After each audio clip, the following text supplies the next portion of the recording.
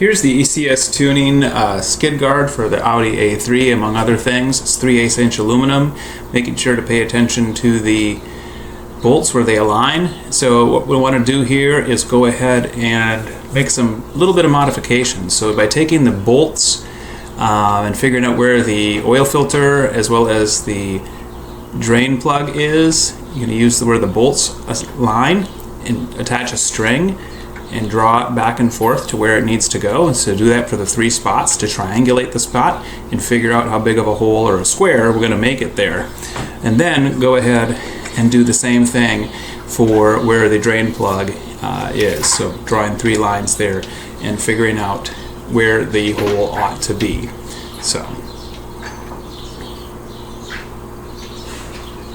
and then here we're going to then use a tool where there's basically, instead of the regular drain plug, you then screw this one on with the hose. It screws it on and then it allows the oil to come out.